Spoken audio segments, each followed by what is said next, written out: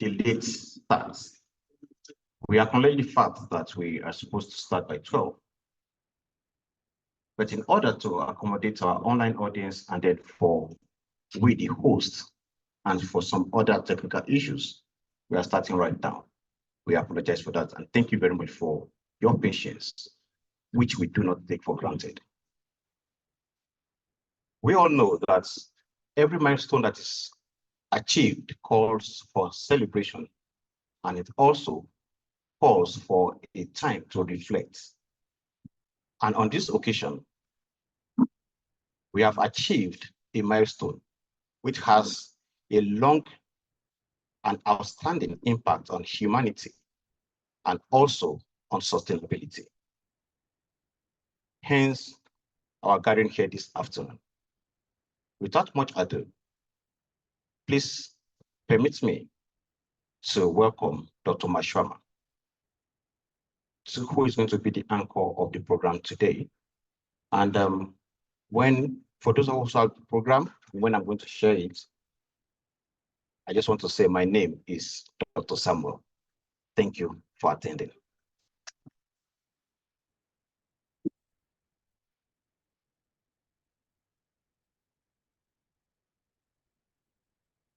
Good afternoon, colleagues. My name is Dr. Mashwama.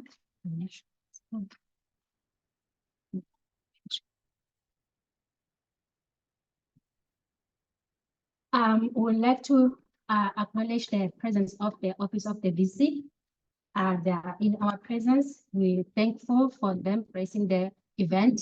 We're thankful for Professor Twala, the Office of the Dean, who came to visit to grace the event.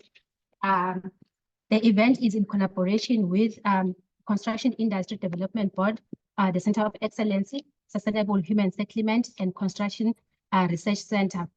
It's based in Johannesburg, and also the Department of Built Environment, Faculty of Engineering and Built Environment Information Technology in Sisulu University, and our library here at Sisulu. We are thankful for everyone who came here. I would just like to ask the colleagues upstairs, up there, to please come, if you can try to fit in here at the middle, so that we can have a proper picture or proper audience.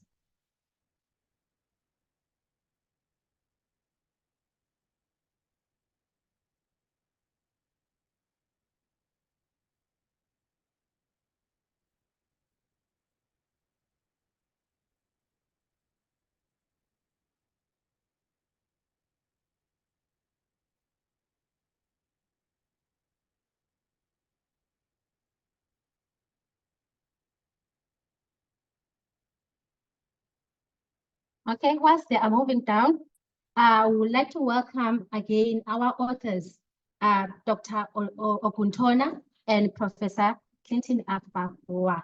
They are amongst us. We will have a minute with them once they are done presenting the book. Right now, I would like to welcome on stage, before we proceed, I would like to ask that we can all stand and have 1 minute of silence.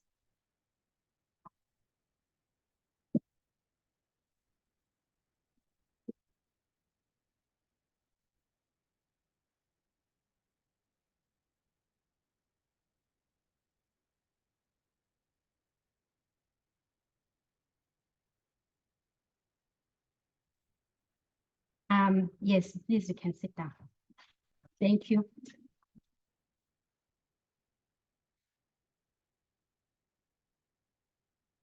I would like to welcome to the stage our own Professor Twala, the Executive Dean for the Faculty of Engineering, Built Environment and Information Technology.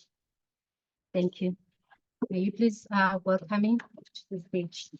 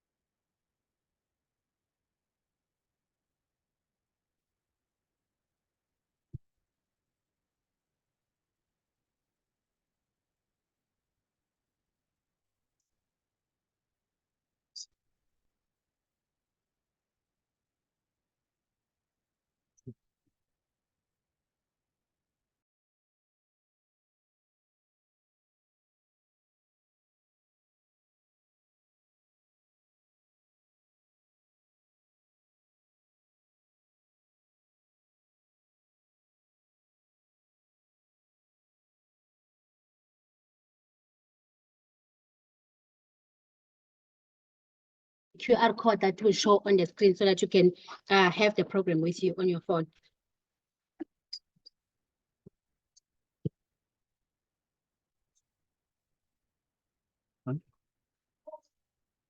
This one as well.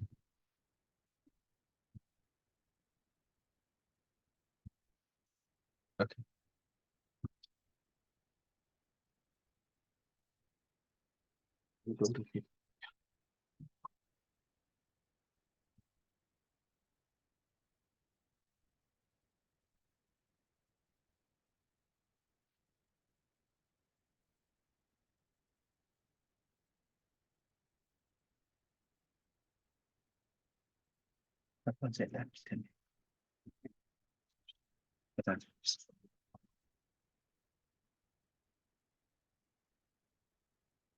Good afternoon. I'm going to say, I'll say colleagues. So it is my great pleasure just to welcome you all. So I think in terms of my duty here is just to welcome you. So just from the Faculty of Engineering, Built Environment and Information Technology. So I would just like to acknowledge in terms of the Office of the VC, so led by Dr. Chen. So in terms of the collaborators, so from UJ, so led by Professor Clinton Aigbavboa. So in terms of the CIDB, Construction Industry Development Board, they are going to join us so online. And the most important guest for us is the Sisulu University. So from staff members, colleagues of Dr. Oguntona, and the people who have assisted us in the preparation of this FECA program. So in terms of today, I won't take your time. I'll come for a visit where it will be my time. But in terms of today, we're here in terms of the launch of the book. So I think you can see the title there. By two authors. So the two authors were with us today. So I think Professor Clinton is at site.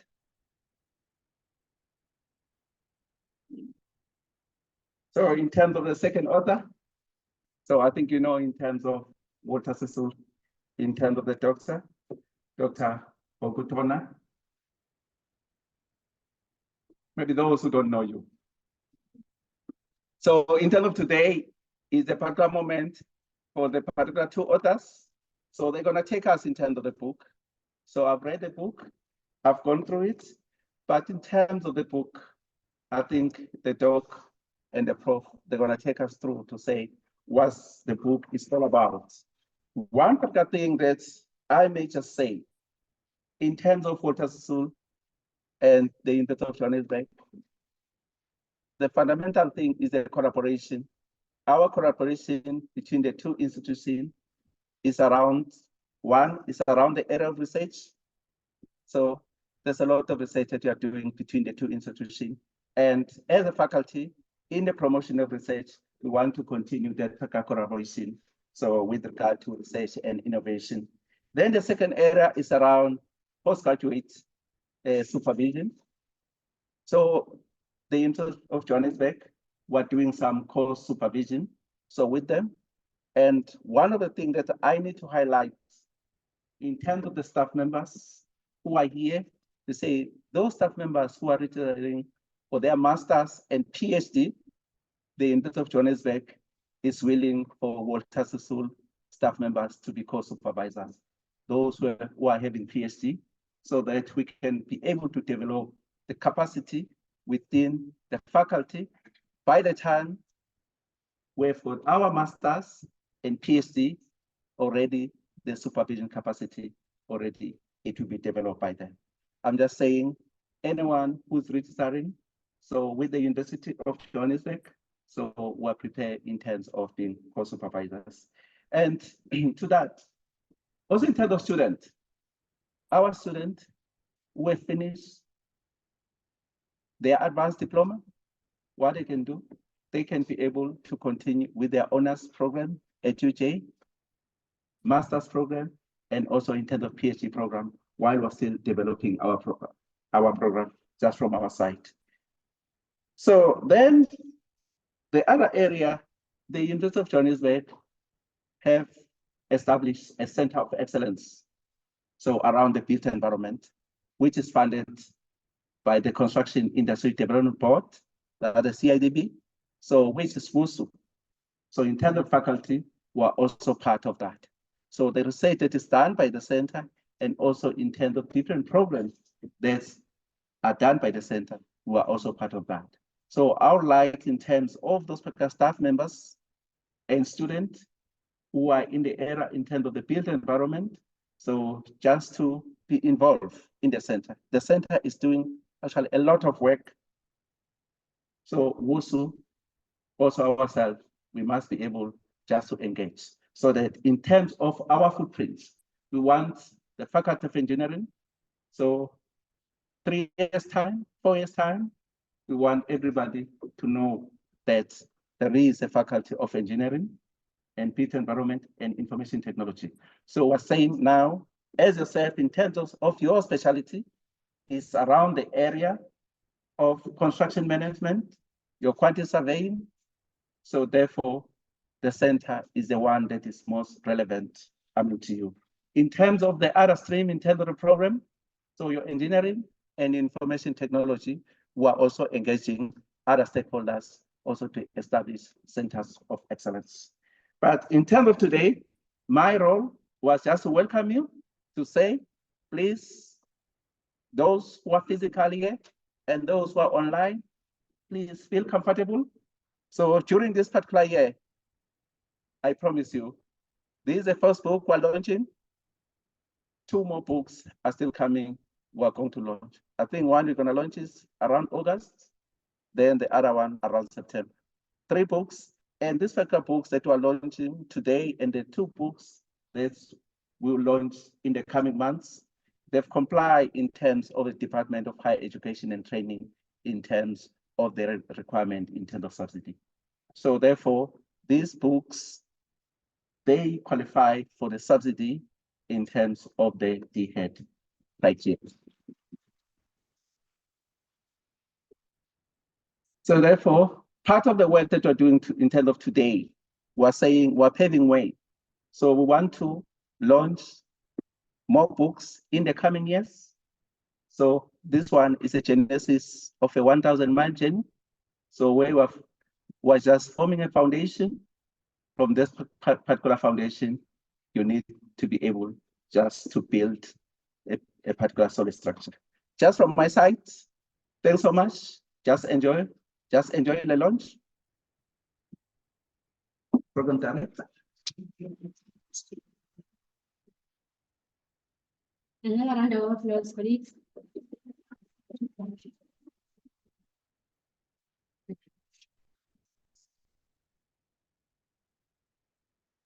We have just heard about the initiative, about the collaboration that WSU is forging with the University of Johannesburg, and some of the fruits we are seeing them here.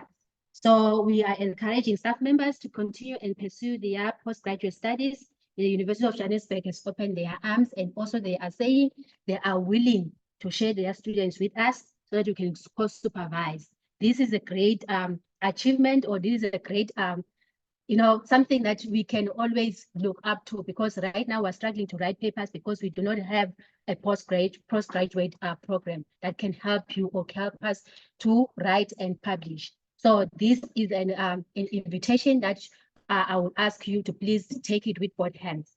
On the program, the following person that is coming is the industry partnership, Miss Ndombi Nyanga. I believe she is online. May you please welcome her online.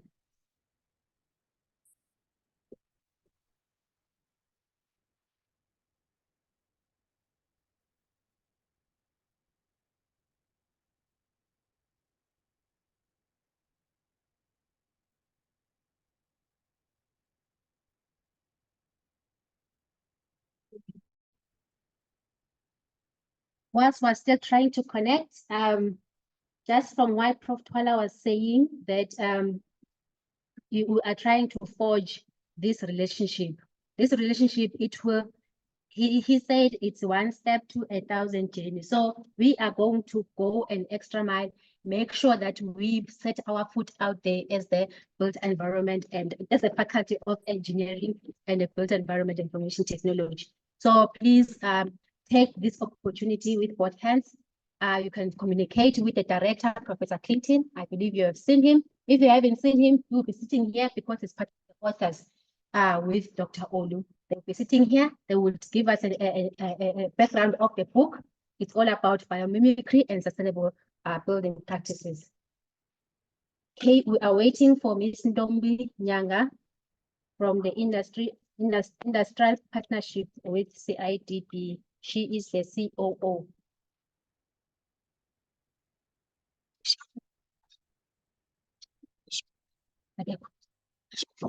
She's not there. All right. Okay. Whilst they're still trying to connect, we can move on because anyway we're up behind time. We can move on to our book presentation. Dr. Olusegun Oguntona. We are going to give him 45 minutes. He's going to come upstage. Dr. Oguntona is a senior lecturer in the Department of Built Environment. So he is our own. He comes from my department. So we are pleased to welcome him on stage. He's a senior lecturer in the Department of the Built Environment in Sisulu, South Africa. He has a PhD from the University of Johannesburg and has previously worked in the industry as an architect and a project manager. He is a member of the Chartered Institute of Building, CIOB, project manager South Africa, Green Building Council, Nigeria, and South African Council for the Project and Construction Management profession. His research interests are in biomimicry, sustainable construction, green architecture, green building, biomimetics, and innovative technologies and sustainable construction practices. May we please welcome Dr. Oguntona on stage.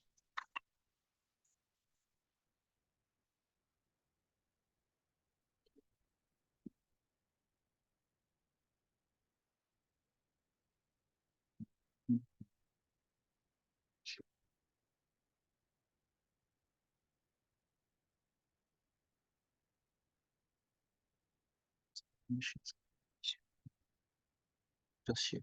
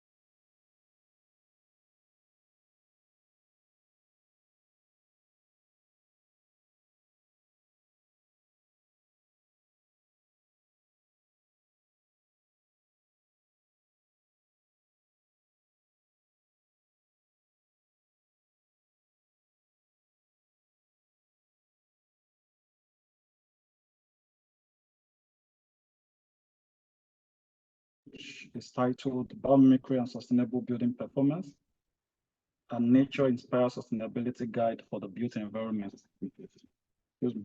My name once again is Olusegun Oguntona, and like my HOD has said, I'm domiciled in the Built Environment Department of Sisulu University. This afternoon, I'll be going through the following. The first, talk about the authors. The second, the bibliographic outlook of the book. Then why we wrote the book, the introduction, about the book, the structure of the book itself, and the final words before I give the acknowledgement.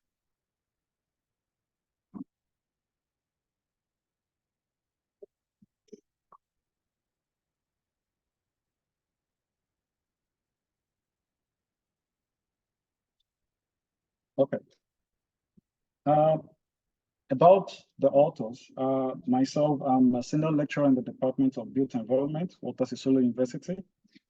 I'm also privileged to be serving as the chairperson, the Faculty of Engineering, Built Environment and Information Technology Higher Degrees Committee. I'm also a member of the Senate Research and Higher Degrees Committee, also a member of the Senate Research Ethics Committee, and also privileged to be a member of Senate, Water Sisulu. Today is just about drawing a bit from my few years of working in the architecture, engineering, and construction sector, which has also helped me in teaching construction-related studies, both at while I was at University of Johannesburg and now at Sisulu University. The second author is, I'll talk about him later, but let me just talk about what is on the slide. He's a full professor in the Department of Construction Management and Quantity Surveying. He's Professor Clinton Aigbavboa. He's also the director, CIDB Center of Excellence, and also the Sustainable Human Settlement Construction Research Center at the University of Johannesburg. He's also the editor of the Journal of Construction Project Management and Innovation, and also serving as the research chair, South African research chair in Sustainable Construction Management and Leadership in the built environment.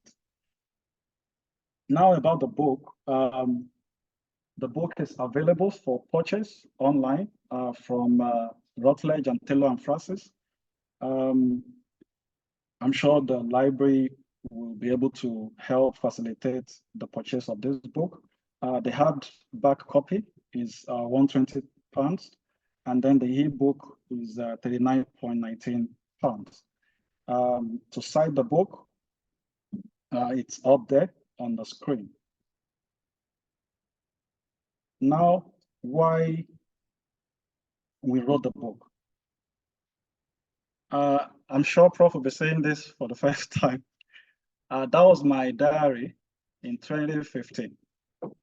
And I came in for my master's, and I'm sure my handwriting is very funny. So I came in 2015.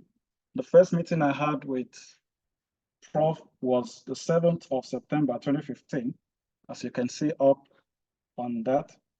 And if you check under, I said discard former topics, proposals, and go with biomimicry.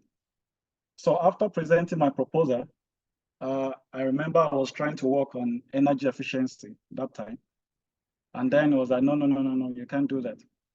I was at an event and I had someone talking about, he wasn't so sure of the name. So he wrote it down. That was his handwriting in red, and said, go and check it out. Let's see, what we can do with it. And the rest is history. I went deep. September, that was 7th September 2015. I came back with him with the few notes under. And after this explaining, he told me, go back, I give you 3 months to go and read. So I was like, what's wrong with this person? 3 months just to read. And the master's is for maximum 2 years. But I'm quite happy that I took that route. And so far, so good. There's a lot that we've been able to do with the concept of biomimicry. Also, what also helped facilitate this is a quote from C.S. Lewis. C.S. Lewis is an intellectual giant of the 20th century and arguably one of the most influential writers of his day. And he said, you can make anything happen by writing. So that is something that has been instilled inside of me. And with biomimicry, I believe we can make anything happen with it. As we go further with the book and part of the conversation, you also agree with me. The other person is Albert Camus, who said the purpose of a writer is to keep civilization from destroying itself. And that is actually one of the strong motivations for this book. We all agree that a lot of our activities as human beings has been quite detrimental to the natural environment. And the fact that nature cannot speak for itself does not mean we should keep exploiting it.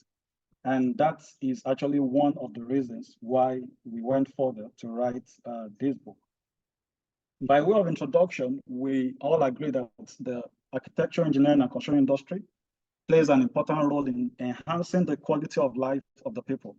One of the major things attached to the sector is that it provides employment.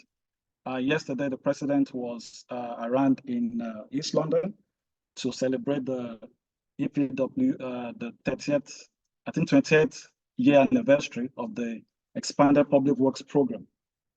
And one of the results of this sector is the program itself, the EPWP program, which we know help in terms of providing employment opportunities for the people, also enhances the quality of life of the people. It also provides infrastructures, basic amenities, water, rail, and the likes. However, in the course of making life better for the people, we kept on disrupting the peace and harmony in the natural world. You come into a vast area of land, clear the bush and all those stuff, whereas nature itself has what it does and how it supports the existence of human life. So as much as the sector has been so beneficial to the human life, it has also been realized that the sector continues to disrupt the peace and harmony of the natural world. So despite the beneficial contributions and impacts of this sector, the negative environmental impact is now quite overwhelming. And this is what we're all seeing with the effects of climate change on the likes. However, in the construction sector, or in the architecture, engineering, and construction sector, one of the most potent solutions to the impact of this sector is what we call sustainable construction. And sustainable construction is our own way of saying we are embracing the sustainability concept. Sustainable construction, as some of us are aware, are used interchangeably in many literature. For some of us, we might have seen green architecture, we might have seen green building, we might have seen sustainable building, sustainable construction, high performance buildings. All these all points towards the same concept of sustainable construction. So despite that these terms differ in nature, they all describe the responsiveness towards addressing the negative environmental impact on the sector and also on the natural environment. Now, part of the words that are being used to describe sustainable construction is also green building. And for this study, I'll be interchanging between sustainable construction and green building. But just please note that when I say green building or sustainable construction, I'm actually referring to the same. So what is green building? Green building entails structures which are resource efficient. And when we're talking about resource efficiency, we're talking about material efficiency, energy efficiency, water efficiency, and the likes. And also environmental protection, and those buildings that pollute less or to the whole life cycle of our structures. So green buildings are not those buildings that have so much environmental footprint on our buildings or the environment. So the focus of green building is, one, to provide a socially, second, technically, third, economically, and lastly, environmentally responsible human environment with less or zero harm to nature. And when I mean nature, I'm talking about the natural environment or the natural ecosystem. So how do we now arrive at a green building? How do we say a building is green or a building is sustainable? That means we need to match them against certain parameters. We need to check or evaluate them against certain parameters. And one of those parameters are what we'll be looking at. So critical assessment of buildings and structures against certain parameters, what we call the evaluation categories of those assessment tools, are what will help us to determine how green or sustainable a building is. Globally, presently, we have over 600 sustainability assessment tools which are developed and in use. And these tools are in form of standards, Some call them tools, some call them models, some call them frameworks, some call them standards, some call them guidelines, protocols, and systems. And these assessment tools are voluntary. They are also country or region specific. There are some that are used in the UK. There are some that are used in the US. There are some that are used in Asia and the likes. They are also type specific. Some addresses the whole building, some addresses a part of the building and the likes. And then there are also some that are developed for different kinds of building, talking about our residential, leisure, recreational, hospitality, and different kinds of building structures. So what is now the outlook of our sustainability assessment tool? The first is the aim of these tools, and the aim is simply to assess, certify, and rate a building structure against a broad spectrum of sustainability indicators. These sustainability indicators are what we also regard as evaluation categories. Also, what are the groupings of these sustainability assessment tools? The first grouping that we have is the scores or criteria-based systems. And the second is the life cycle assessment systems or methodology. The first one assigns points to selected criteria. And an example of this is your LWD, which is the leadership in energy and environmental design. We also have the life cycle assessment systems or methodology, and these use different weighing techniques based on different rationale. Then the other one is the rating. And talking about the categories of these tools. The first is the rating tools, and the second is the assessment tools. Now, the rating helps us to determine whether a building can be called a gold rated or star, 3-star or 4-star or whatever. And then the other one, talking about the assessment, provide a building sustainability performance standards in quantitative form, talking about assigning numbers or criteria or units to whatever we're trying to measure. And then the other part talks about the types of sustainability assessment tools. We've got two types of these sustainability assessment tools. The first one is the single attribute or narrow scope. And the second one talked about multiple attributes or broad scope.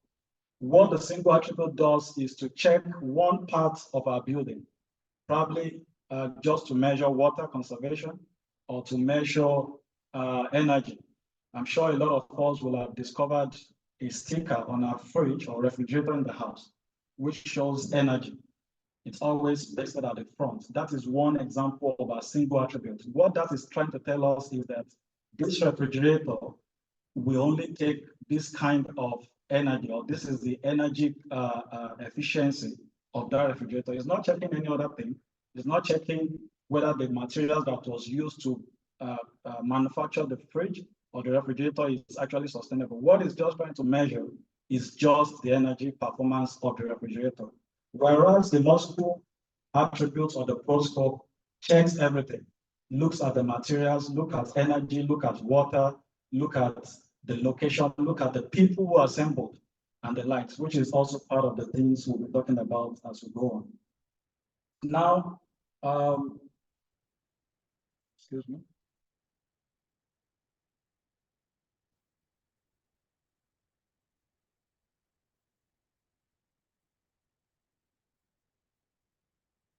Okay. So now, why do we need another sustainability assessment tool? Why do we need another? Like I said, we've got over 600 of them. So why another one? A comprehensive review of the 600 or over 600 sustainability assessment tools that we have in place revealed an emphasis on the environmental pillar of sustainability. And as we all know, sustainability entails the 3 pillars, which are the environmental, economic, and social. So what is the issue with all these 600 or over 600 sustainability assessment tools that we need another one? Also, we discovered that most of these tools give minimal or no attention to the social aspect and the economic aspect of sustainability. Also, we discovered that while some of them focus on one or two, we don't really have most of them focusing on all the three aspects of sustainability. And that is why we need a tool that is easy to use, that is broad scope, that is objective, that is also affordable, that is voluntary, that is verifiable, to address all the issues of sustainability holistically. And that is why we're offering of bringing up this sustainability assessment tool. Now, why biomimicry, or how does biomimicry come in the development of this tool? Biomimicry offers sustainable solutions to human challenges by simply looking at what nature has done and then bringing the idea to our present life issues. In simple terms, what biomimicry does is to check the problems we're facing, check into the vast deposits of innovation in nature, and then propose or try to deduce the method of solving that problem in a sustainable manner. And one of the major things that has helped biomimicry, or that has pronounced nature as sustainable, are what is termed the biomimicry life principles. And these are the principles, or these are the attributes in nature that has helped the natural ecosystem or the natural world to survive over the years. Despite the fact that we keep exploiting nature, they've also find a way of reinventing themselves and surviving over the years. And these attributes are quite vast. Some of the attributes says that nature uses sunlight. Nature uses sunlight. So for us, we might put on our ACs and the lights, but with nature, it maximizes the natural source of energy. Also, the chemistry performed in nature is sustainable, is safe.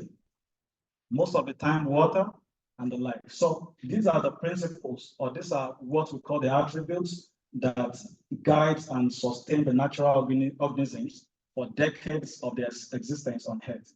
So with this book, what we are trying to do is to bring together, it's a fusion of the biomimicry life principles, the United Nations Sustainable Development Goals, and also the basic or the existing sustainability assessment tools evaluation categories. And the fusion of all these three, it's what has been the new tool that we have proposed in this book.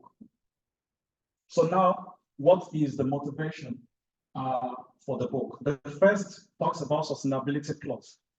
And like I said earlier, and like most of us will have heard, most of the time we used to hear of sustainability, and when we talk about sustainability, what comes into our head or what comes to mind is the three pillars of sustainability, talking about social, economic, and environmental. But here we're talking about sustainability plus, in the sense that how much of social, environmental dimension of sustainability are we embracing? I'll give an example. When we talk about social, we talk about how it affects the life of the people. But there was a talk we gave some time back, and we proposed and put forward that when I'm constructing a building, for example, in Butterworth, and all the workers come from East London, no matter how much of sustainable or green materials that I've used, I cannot say the building is green, because the building itself is not affecting the lives of the host community. So if I've used the people in Butterworth to come to site, they were able to get an employment opportunity on site. If the woman selling mangwenya and drinks is also able to have more sales during the construction, then we can start talking about sustainability. And that is what we're trying to propose with this guide. Also, broad scope. How do we need to have a tool that encompasses or addresses every aspect of sustainability? And this talks about the need for a multiple attributes tool that can be adapted also as single attribute, type specific region, talking about the one, at times we might discover we need another tool for Limpopo and not the same tool for all the provinces in South Africa because of the uniqueness of each of the provinces. And that is what we're also trying to propose. Then the last part is the ease of use and affordability. Most of the over 600 sustainability assessment tools that we have are not affordable. They are also not easy to use, and that's why most of the time you need an expert to conduct the evaluation of your buildings before you can be rated or before your building can be rated. So this is talking about the need for an easy to use, affordable and less rigorous tool, which can also be self-assessed. And this is what we're trying to propose. So now talking about the book studies the concept of sustainability and sustainable construction practices. For those of us whose research is on sustainability or sustainable construction practices, the concept looks at what principles of sustainable construction can be infused also into the whole concept. It also explores and draws lessons from the Biomimicry Life principles, talking about nature's principles, to develop a nature-inspired tool which will aid and guide the sustainable transformation of the built environment, especially in South Africa. And also, it provides a tailor-made tool that addresses developing countries' needs, serving as a practical reference for developing these tools for the built environment. Also, the book serves as a guide to help the built environment, especially in developing countries, to navigate and achieve their greening agenda or the race towards achieving the United Nations Sustainable Development Goals, which is coming to an end in 2030. To achieve this, the book proposed a 10-construct conceptual framework for effective evaluation of building sustainability performance. The book's content is highly beneficial to researchers, construction professionals, stakeholders, sustainability proponents, built environment policymakers, green building agencies and councils, and higher education institutions across the continent. The book is divided into 5 parts, and the 5 parts contain 11 chapters. Each chapter has its unique DOI, which is digital object identifier, which begins with an introduction and ends with a summary. The structure of the book is in 11 chapters. The first chapter talks about the general introduction. The second chapter talks about sustainability nexus in the construction industry. Then the third chapter, sustainable construction trends and practices. The chapter 4 talks about understanding the green building concept. Chapter 5 talks about biomimicry paradigm, nature inspiration and emulation. Chapter 6 talks about sustainability assessment tools in the construction industry. Chapter 7 talks about sustainability tools and methods for building evaluation. Chapter 8 talks about green initiatives and building sustainability assessment in South Africa. Chapter 9 talks about the gaps in sustainability assessment tools research. And chapter 10, the conceptual biomimicry sustainability assessment tool. And lastly, the validation of the tool. Now looking at the first chapter introduces the built environment, talks about sustainability assessment systems and the biomimicry concept. The chapter also showcases the aim and objectives of the book, significant contributions of the book, and also talks about the structure of the book. The second chapter presents the state of the construction sector and its impact on both human and natural environments. It also delineated the models and pillars of sustainability, trying to give an understanding between sustainability, sustainable development, and also the present SDG goals. Also, the chapter revealed the core elements of sustainability, looking at the environmental, economic, and social. And what we have done in this chapter is to give a step-by-step and detailed understanding of what encompasses all these dimensions of sustainability. The next chapter, chapter 3, presents the concept of sustainability It also explores the trends and practices that optimize sustainability in the built environment. And emphasis was also placed on the core sustainability influence of the following concepts, talking about biomimicry, talking about blockchain technology, talking about ecological engineering, lean construction, additive manufacturing, BIM, nanotechnology, green engineering, and the likes. The next talks about the understanding green building concept, and this chapter presents a thorough overview of the green building concept, talking about the challenges, the benefits, the ways of promoting the adoption and implementation of the green building concept. It also explores what we call the green building collaborative networks globally.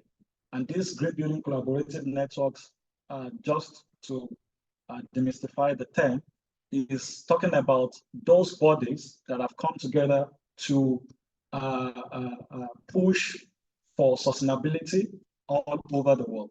So this group of people in the built environment, we refer to them as the green building collaborative networks. It can be your societies, it can be your green building councils and the likes, or institutes.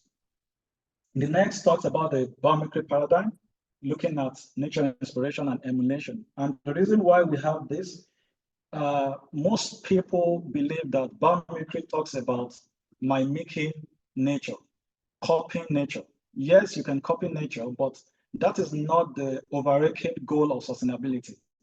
The overarching goal does not just stop at copying, it also looks at being inspired by nature and emulating nature or imitating nature. So the chapter comprehensively explored the concept of biomimicry.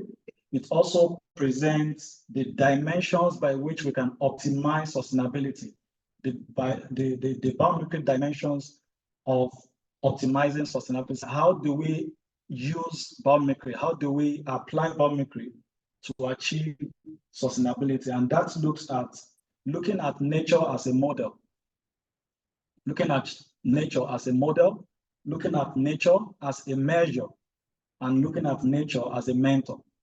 Those three layers are what underpins the application of biomimicry. And looking at nature as a model means we're studying nature, not to exploit it, but to learn from it. How does nature sieve water? How does nature transmit sound? How does nature deals with erosion and the likes? And with this, we're able to provide sustainable solutions to our challenges. The next talks about measure.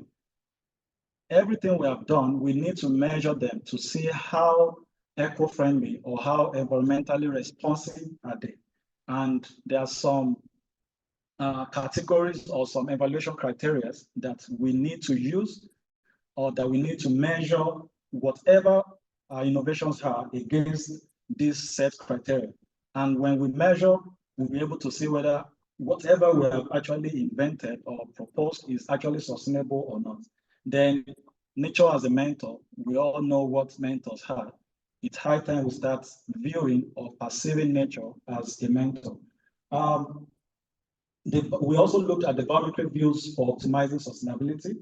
And this talks about how we get to make use of biomimicry. And this talks about the 3 stages of the use of biomimicry. The first part talks about the form, the second part talks about the process, and the third talks about the ecosystem. The first part is the form. Most of us have seen an aeroplane. And if we study the history of the aeroplane, how it came to be, there's something from birds, how birds fly.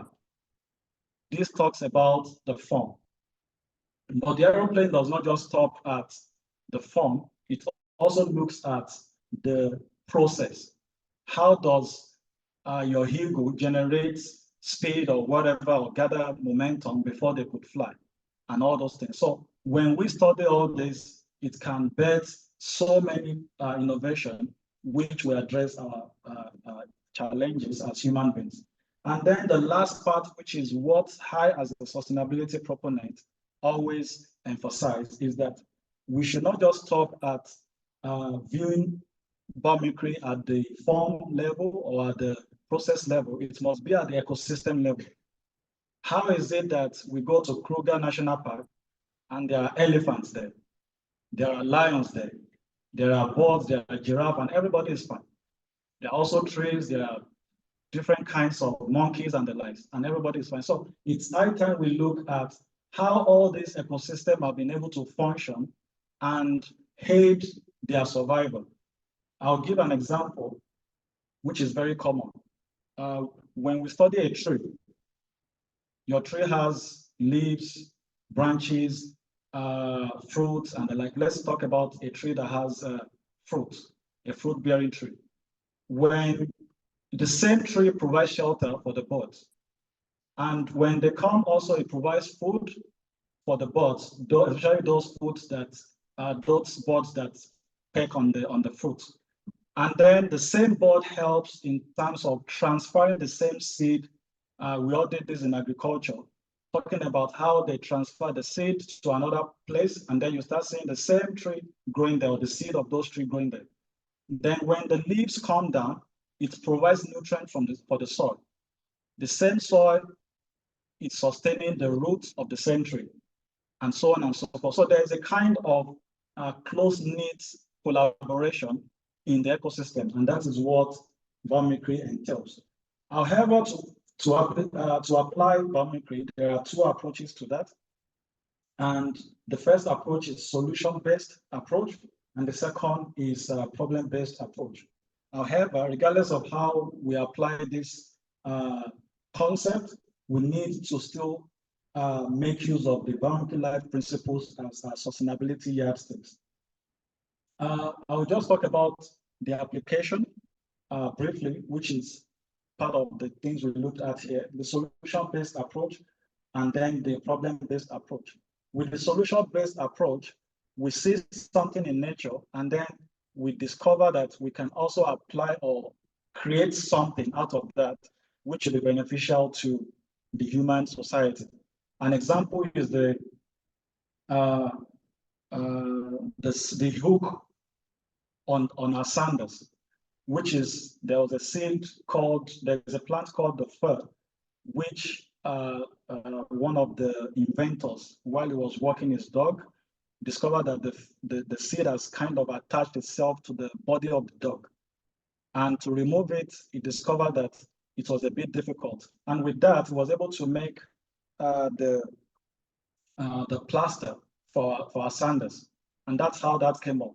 It's not like there was a problem, but that birthed an innovation. And then the second one talks about the problem-based. With the problem-based, we identify a problem. For example, what is the solution to crime?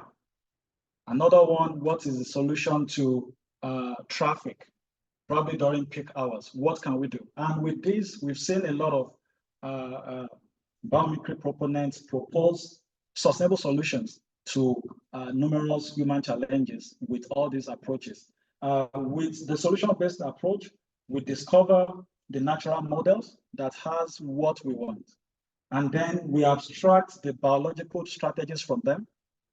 Then we identify the functions that these perform in nature. Then we define the context in human sense. Then we brainstorm. The brainstorming talks about throwing out what is not going to work and the likes. And then we integrate the life principles, which is also the biomimicry life principles, into this to check are they sustainable, or we're also creating another problem. And then we emulate these design principles, then we measure against life principles. Whereas the solution-based approach is the other way around. We define the context of the problem, we identify the function in nature, we integrate life principles, then we discover the natural models that have solved those problems. For example, the issue of traffic. While I was studying, and in my village, we used to have the giant ants, or the termites. Actually, the giant ants, you say that there's no traffic. There's a way they find their way around in orderly manner and the likes. And some of the innovators have been able to provide solution to traffic and a lot of disorderliness with all these concepts. And then we brainstorm the bio-inspired ideas. We emulate the design principles. And lastly, we measure using the life principles to see whether what we have done is sustainable. And if it is, then we can launch it out or commercialize them. So these are the two approaches to the use of biomimicry, or the approaches to applying biomimicry. Then the next chapter talks about the sustainability assessment tools in the construction industry. Here we explore the components of sustainability assessment tools. We also review the taxonomy and core attributes of these tools, and also the international standards for sustainability in the built environment. And lastly, we did a comprehensive evaluation and review of the sustainability assessment tools and the green building rating tools, so that we can present the differences and the similarities. There's always that confusion in the body of knowledge talking about sustainability assessment tools are also the same thing as green building rating tools, but we're able to show that yes, they might look the same, but they are not the same. There are differences and there are also similarities. And then the next chapter will review prominent and commonly used multiple attribute green building rating tools and SATs, talking about sustainability assessment tools across developed and developing countries. And what we did was to dissect all these frameworks, systems, tools, methods, and standards, regardless of the name they are called in their country of development globally. And to mention a few, the ones we looked at, the BREEAM, the LEED, the CASB, the DGNB, which is used in Germany, the LBC, the B+, and the likes. All these, we looked at them. We also explored globally developed research-based sustainability assessment tools. All these are not research-based, but since one of the gap in literature is that we need to have a research-based sustainability assessment tool, what we did was to provide that. And we're able to explore the globally developed research-based sustainability assessment tools in this chapter. Then the next chapter, we looked at the green initiatives in South Africa, which is the area of study. We provide an understanding of the built environment sphere in South Africa. We also review sustainability assessment policies, plans, actions, and drives in South Africa. We also look at the notable research-based sustainability assessment tool and the green building rating tool used in South Africa. And the research-based tool is the one called the Sustainable Building Assessment Tool. And then the other one is the Green Star South Africa, which is being deployed by the Green Building Council of South Africa. And then lastly, we also look at the green building collaborative networks in South Africa, such as the Green Building Council South Africa. Then the ninth chapter, what we did was to unearth the gaps in prominent and commonly used multi-attribute green building rating tools and sustainability assessment tools. And the three gaps we found are resilience, inclusivity and equality, and collaboration. When we did a perusal of all this over 600 sustainability assessment tools, what we found lacking is that these tools did not incorporate the elements of resilience, do not incorporate the element of inclusivity and equality, where we have gender equality and the likes, and also collaboration, talking about referring the host communities or the people. With this, we clamor for the integration of resilience with the three pillars of sustainability. And with that, instead of having environment, society, and economy to give us sustainable development, what we have now is environment, society, economy, and resilience to give us sustainable development or sustainability assessment tool. Also, we made much focus on the social dimension of sustainable development, looking at the people, the people's role or the people's input in sustainable development drives, and also gender equality, especially the roles of women and children.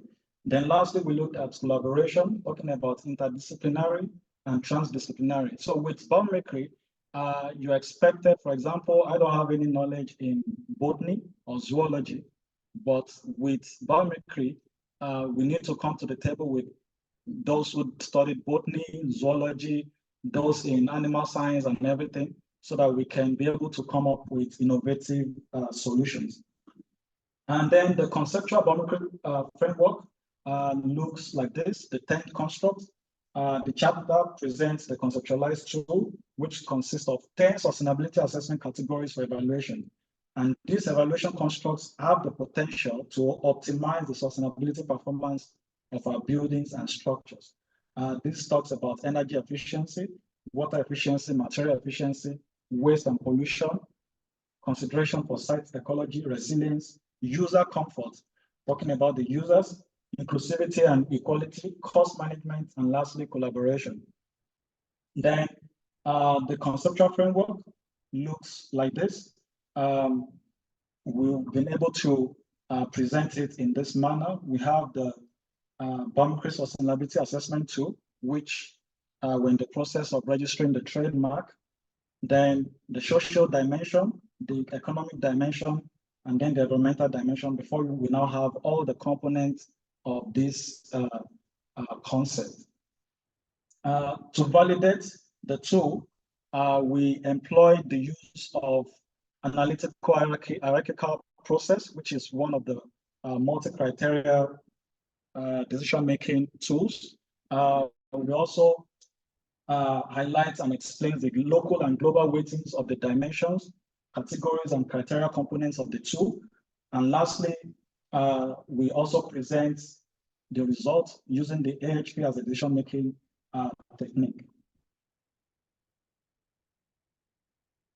Final words, having buildings and infrastructures that are truly sustainable is quite imperative for us to curb and address all the negative impacts of the construction sector. And one of the major solutions is for us to start preferring green buildings or buildings that use sustainable materials or sustainable components or green components, as we might want to use those words. Also, we need to have reliable and easy to use sustainability assessment tools that can comprehensively evaluate all the parts or the features of our building. So if I have my building, I can sit down in the comfort of my house, just punch in some information into my computer or into the software and give a kind of glimpse into what my building looks like or the sustainability performance of my building, instead of waiting to get so much money, thousands or millions of rands, to commission an expert to help me to assess or evaluate my building against those sustainability features. Also, we also propose that the psychology of sustainability and sustainable development is key to addressing human challenges. It is very important for us to inculcate the habit of being environmental responsive. We need to always consider the environment in whatever we're doing, and this is very important. Whether it is MDG or SDG, we need to drive down this target from even the crèche and the likes up to our tertiary institutions. Also, we talked about policies and legislations that promote the concept of biomimicry, so that biomimicry can be truly perceived as a model, mentor, and measure by relevant stakeholders. And then we also propose that the 10 cultural components of the conceptualized model should be adopted and improved upon when we're developing sustainability assessment tools or eco-labels. And also, manufacturers of green construction materials and building components should also incorporate what we call the nature principles or the biomimicry lives principles as an evaluation criteria of sustainability in whatever they do. Also, we implore the human environment to perceive the natural environment as a database of innovative solutions to human challenges. And when we perceive the natural environments like this, then our attitude to nature will change from being exploitative to conservative.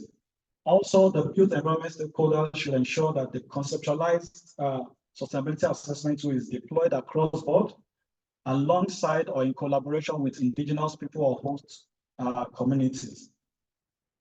Lastly, I just want to acknowledge the following people in no particular order. This is coming first before I do a little bit of exposition on others. I also want to apologize. There are some pictures you might see, which you might like or not like, but I just want to apologize to those people ahead. So the first person is Prof. Zachary Mustafa. And the reason why I made him the first person was because that is the person I can call my school father. For those of us who attended boarding house, you need to have a school father or a school mother. And the job of those people is just to take care of you. If you don't have the skill, they provide. If you don't have money, they provide. But Prof. Zachary was the first person to house me when I arrived South Africa in 2015. I'm quite, I have to acknowledge him. Also, the person I'll call my school mother, Prof. Chioma Okoro. All these people have, in one way or the other, contributed to what Olu is and Olu is becoming today. Also, Prof. Justus Agumba. Why Prof. Agumba is coming up was because I have issues with standing in front of people. And I was just seated in my rest one day when he called and said, you have a background in architecture. I need a tutor for construction technology. That was at UJ. And yes, I became his tutor. We went to class that day and he asked me to go to the front. And believe you me, at UJ, you have students who can actually be intimidating at times. Men looking at their faces, if you don't know your stuff, you'll be shaking. And fortunately, in my class, I've got 2 students who play rugby for South Africa. That time, you can understand their physique and their build. And when they are coming to class, I just have to stop talking.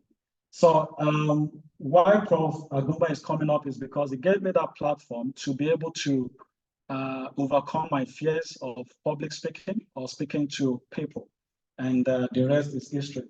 Prof. Callisto Stenga, Ghana, Prof. Ayodeji Oke, Dr. Douglas, and the likes. I cannot mention all the names. Every one of these people have been very, very beneficial to my work and to what I've become as a person. And then I think while I was working on this slide, I just looked back as well, and that was when I had to thank God, because it seems I don't even have friends who are Mr. anymore. Some of them are professors and doctors, and I don't even have colleagues who are. So I think that's led to what the Bible said. I'm sorry if I'm bringing the Bible that says iron sharpeneth iron. And I've actually benefited from the vast experience and the contributions of this fellow. As you can see, they are spread all over the world. Before we're all together in one place, but with what we have been trained with, we can find our food anywhere, and I mean anywhere on planet Earth. Also, I would like to acknowledge, most especially God and my family. They've been very, very supportive.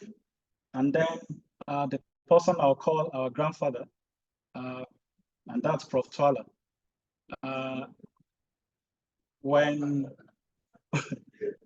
I'm giving my professorial inauguration one good day, very soon by God's grace, I'll be able to talk very much about Prof. Twala and why he's a grandfather.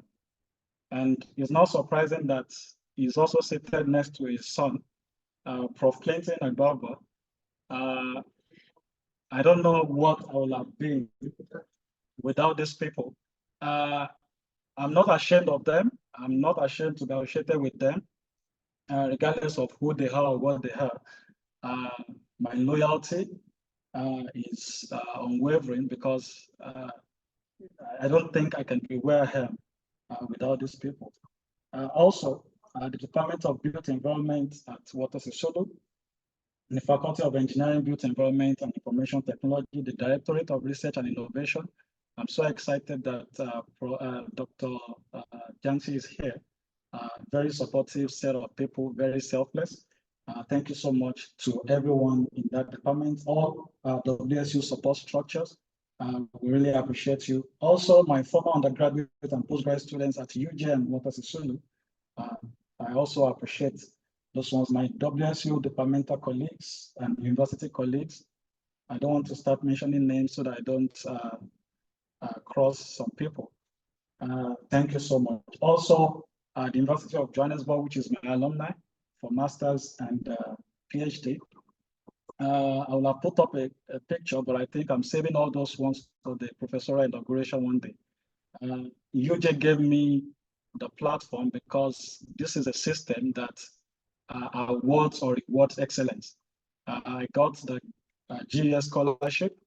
I got the Vice Chancellor's, the Chancellor's Medal for the best master student in 2017 that time. And all this comes with money or charity. So it has actually helped me as a person to grow as well. There's also what is called the merit bursary. So all those money are just coming in left, right, and center, which has also very much helped growing up. The Construction Industry Development Board, we also need to thank them for their partnership and their input in this, and also the Sustainable Human Settlement and Construction Research Center, which was my former home.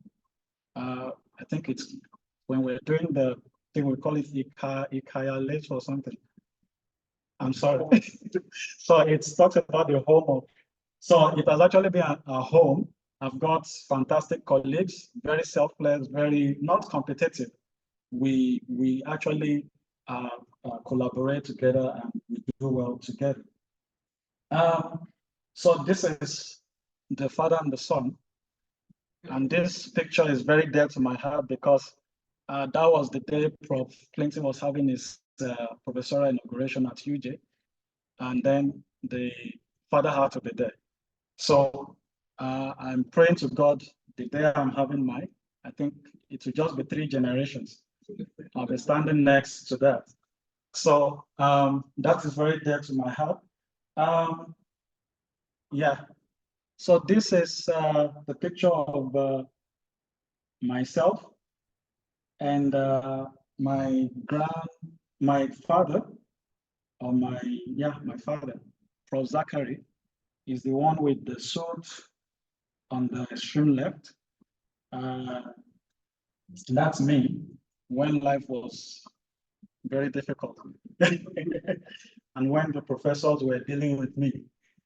So I think when you're still studying, you don't gain any weight. So that was me there. Then the next picture was myself and my students.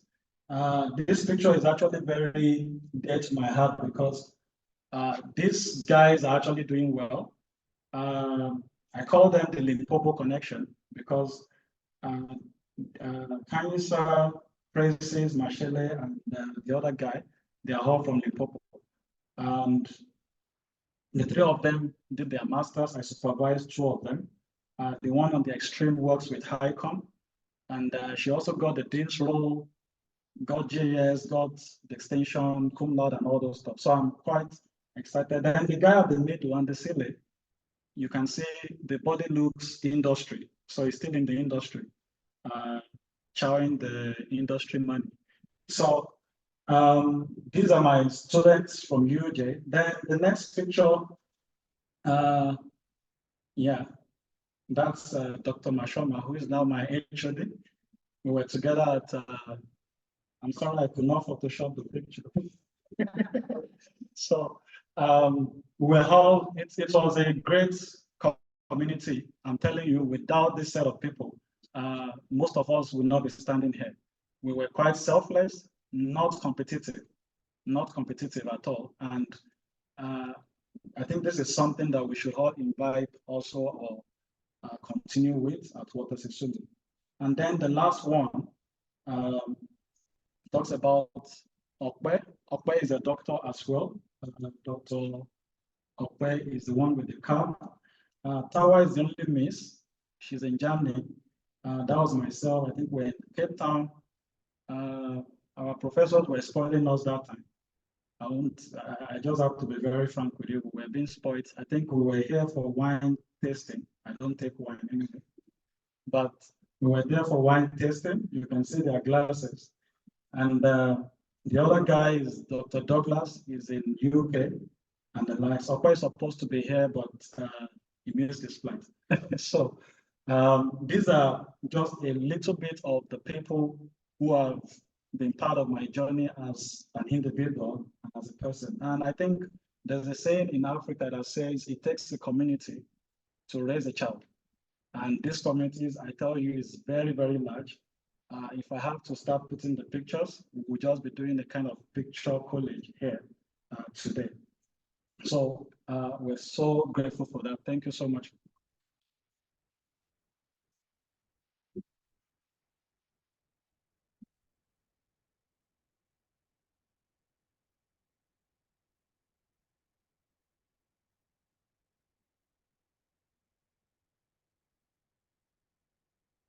Oh, wow. You've heard. We've got a marvelous doctor within our midst, and he's here within Water Sisulu. So indeed, we are university in pursuit of in pursuit of excellence. Sorry. We now it's a time for questions and answers. If you've got any questions for our doctor, you can raise them. He has stressed a lot about biomimicry and also the sustainability. We're told about the sustainability tools that are there. Also, we've been told about a building like this one. It mustn't, whenever a construction has been done like this, the building mustn't be so expensive to maintain or becomes too expensive in terms of energy. So this whole study is all about sustainability. So we can take questions if we have any.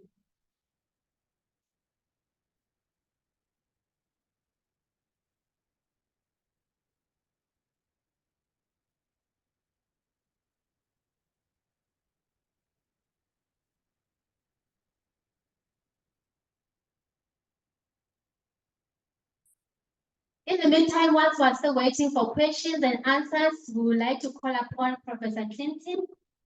He is our mentor. Like he has shown you on the picture, we're all from UJ. He has supervisors from masters, from BTech level, masters, and PhD. He has been our mentor, both of them, Professor Tola and Professor Clinton. They've been with us in the journey of our PhD and academic life. Our colleagues, questions?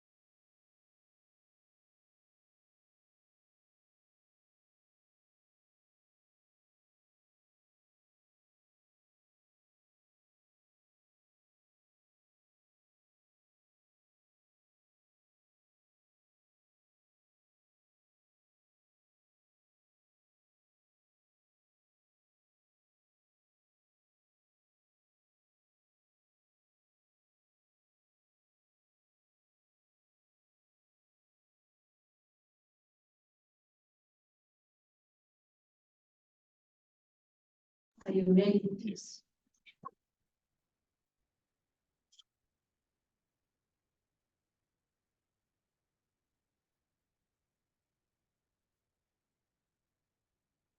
All right. Good afternoon. Good afternoon, everyone. I think for me, it's a big privilege to be here. Thank you very much. My name is Clinton, and to Dr. Oguntona, thank you for the presentation. What I want to do is just to respond a little bit to the book that has been written. To say, what is this book all about, and where are we going with the book? I think one aspect, one thing I want to really say is that I want to appreciate every distinguished professor that are here today, our scholars, all the students, thank you very much. And also the industry partners, those online, those here physically. Ladies and gentlemen, I want to say thank you. Everyone that have connected online, we see a lot of people online, over 50 people online. Thank you for your time. We know that it's very easy to connect virtually, considering that COVID brought its own a whole lot of depth, but at the same time, we have been able to move forward. This particular work that Dr. Oguntona has presented today is something that is very dear to our hearts, because we believe that as Africans, we need to come up with sustainability rating tools that will actually serve our own interests. So first of all, I really want to express a profound gratitude to cidb, at the same time looking at the Department of Built Environment that is hosting this particular launch this afternoon. Thank you very much, Prof.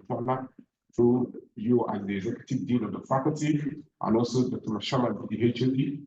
I think for us, we are very excited that we see our students becoming HODs and at the same time contributing to the expansion of the built environment in South Africa. Also, I want to thank the Vice Chancellor and the Vice Chancellor's office for being here also. I want to say thank you. This particular book, ladies and gentlemen, is a testament to the innovative strides that is being made in the field of sustainable building that is guided by the principles of biomimicry. Dr. Olu talked about biomimicry extensively. One of the things I want to talk about in response is that generally, when you talk about biomimicry, it's a compound word. You look at the word bio. Any word you see bio, it's always a compound word. There's the bio. And bio kind of signifies the dimension of life. Then if you talk about the mimicry or mimetic and all that generally there are 6 overarching biomimicry life principles. The principles are basically the things that we know. That first of all, that we evolve to survive, which is true. And secondly, say that we also adapt to change conditions. That's another overarching biomimicry life principle. And thirdly, it said that we must be locally attuned so that we can be able to respond to our own needs. And these are things that you see about the NDP that we have in the country. Also, the 4th principle talks about that we need to use life-friendly chemistry, which is more or less the dimension of talking about biodegradables and all that. And number 5, that we must be resource efficient. And being resource efficient is basically saying you should not produce more than what you can use so that there will not be a lot of wastage. And number 6, the other overarching biomimicry life principle talks about we need to integrate development and growth together. Those are kind of 2 complex things to say. How do we integrate development with growth together? Because there are some instances where our growth actually outpaces our development. I think that's one of the problems that we're having at the moment. But if you look at the wilds, if you look at nature actually basically is able to integrate development with growth. So we have seen this over time. And the other thing I want to talk about in response to this particular presentation is that there are generally 9 basic or 10 basic principles biomimicry follows, to say 9 biomimicry life principles. And I want us to pay attention to this because there are things that we already know. First of all, it says that nature runs on sunlight. Nature runs on sunlight. And that is the truth. To say, how are we able to use the sunlight? So this advent of the renewable energy is not something that is new. Nature runs on sunlight. Without sunlight, nature cannot function. Also, nature uses only energy it needs.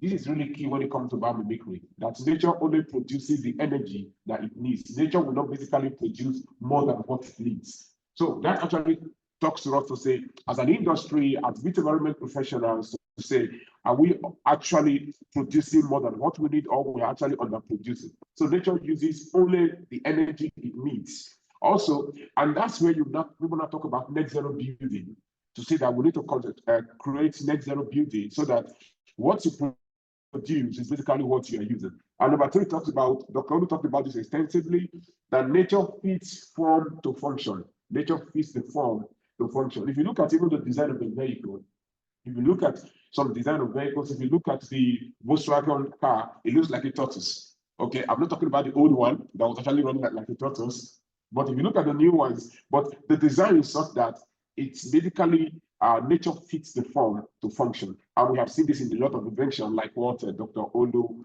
had explained. Also, nature recycles everything. This is one of the most basic principles that probably we need to take home, that nature recycles everything. If you go to the wild or you go to the forest, you realize that nothing is wasted. The leaves that fall down, they become nutrients.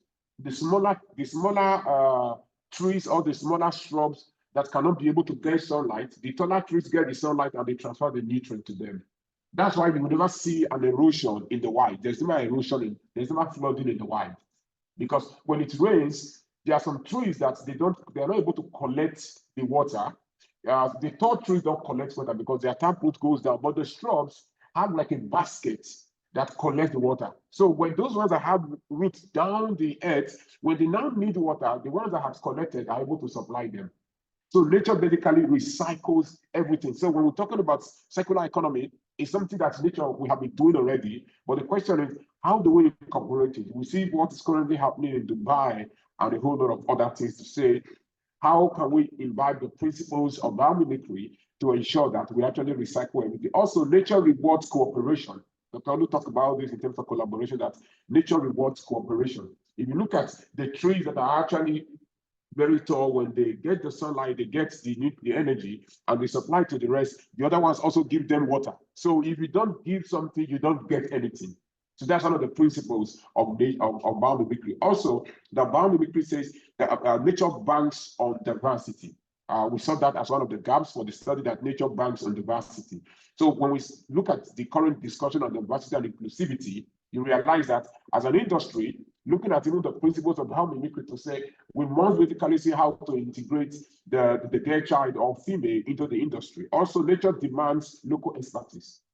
That nature demands local expertise. For the trees in a particular forest to survive, they're not going to import other trees to help them. They basically need to make use of their own expertise. And second to the last, that nature curbs excesses from within. That's one of the things we have seen in nature, and it's one of the principles of biomimicry to say, when you look at the wild and you look at the monkeys making noise, it does not disturb other animals. It does not disturb their hearing. Okay, but how are they actually able to kind of curb excesses from within? And the last principle is that nature taps the power of limits. So, ladies and gentlemen, I believe that the launch of the book, Biomimicry and Sustainable Building Performance, kind of really provide us with a timely and essential resources that will bridge the gap between traditional construction processes and innovative and looking at sustainable solutions that will be inspired over many years to come. Because you realize that as man, it's kind of really getting age on this earth, we have to look at how to do things better that will actually benefit us. And I believe that this particular approach, in terms of writing a book and looking at this particular book, will really promote and try to revolutionize our building practices by creating structures that are not only energy efficient, but are also self-sustaining for a long extent. Because it's not just about being energy efficient, but are they going to be self-sustaining? And that's one of the things we should be looking about in terms of the renewable energies. We buy these lithium batteries, we have this particular solar panels, but what is their lifespan? They will tell you it's 15 years, it's 20 years. We must tell ourselves 15 years from now, when some of those lithium batteries we have, what are we going to do with them? Are we going to be able to recycle them? Or are we going to throw them away? Then you start buying another one, you go for another 20 years again. So it's not just about being energy efficient, but we need to look at how do we become self-sustaining? Is it possible to actually have batteries that will actually be able to kind of really self-heal themselves, like what we are seeing with concrete already? So I believe that one of the core strength of this particular book, ladies and gentlemen, is the ability to articulate complex concepts. Because at times when you hear about biomimicry, you're wondering what is it all about. It's the ability to be able to kind of articulate complex concepts in a manner that is accessible to both professionals and at the same time looking at those in the industry and to the general public. I'm sure after this particular book launch, when you hear the word biomimicry or biomimetic, it will not be alien to you, because you will know there's something we cannot have actually heard about this particular concept. Also, I believe that this book kind of really challenges us, ladies and gentlemen, to reconceptualize our relationship with our environment, and at the same time, kind of really advocating for a paradigm shift from in terms of how we build, how we view nature, how we view construction. Because if you look at how our parents, our grandparents used to build their houses, those huts and all that, we have seen them to be very archaic. But if you look at some of the new architecture that is coming, it's like we are going back to what our parents used to do, to say some of the things that we have been doing, they were not really foreign to us, they are not new to us, but urbanization kind of really brainwashed us to like some of these things is not looking kind of really posh and all that. Because some of the buildings that they are calling sustainable buildings, they actually have issues with heating. Some of them have issues with cold. During winter, some of those buildings are very cold. The people in those buildings are actually looking for a way to heat it. So some of the buildings, they actually spend more money heating compared to even the energy that you think that you are saving. So I believe that for biomimicry and sustainable building performance, through this book involves, like what Dr. Olu said, in terms of disseminating the insight. We want to disseminate it widely across academia, professionals, and at the same time looking at the public sector to actually create a broader understanding, application of biomimicry to the South African construction industry. So as a roundup, I believe that the future for the book, looking at Dr. Olu in terms of where do we go from here, I believe that the future should really focus on how do we quantify the benefit of biomimicry. Because something we need to look at, because he has said a whole lot of things to say, are we able to quantify the benefit of biomimicry? Are we able to relate biomimicry to our cultural context? You hear about traditional village architecture. Are we able to actually bring in biomimicry to our cultural context? And at the same time, how do we develop scalable products that will actually benefit the industry? These are all some research areas. And in case you want to do a master's, those online, those present here, we can look at those aspects and say, is there a process of scalability? And also, is biomimicry even cost efficient? Are there cost efficient solutions when it comes to biomimicry? And lastly, we need to really see how to explore interdisciplinarity, looking at collaboration with the other both the biology and zoology department, because you see most times when the bridge is being constructed, like what we see on the road to East London, you realize that the only people that you see there, most of them are just engineers. Okay, they are scooping the earth, they are doing everything, they're taking out the trees, but you realize that in taking out those trees and those grasses, you are disrupting the ecosystem. Are we able to relocate those insects?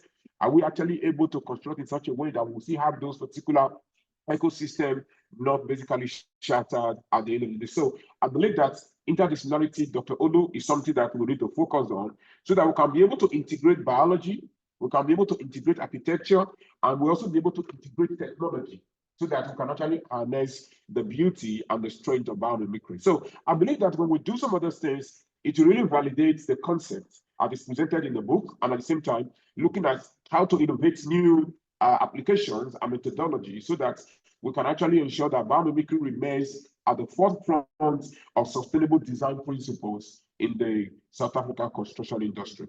In conclusion, ladies and gentlemen, the collaboration between the CIDB, the Faculty of Engineering and the Built Environment and Information Technology at Sisulu and the rest of Johannesburg, ladies and gentlemen, have really brought us into a process where education is actually able to bring in innovation, looking at diverse aspects. And this launch, we don't take it for granted because we are looking at more collaborations to come.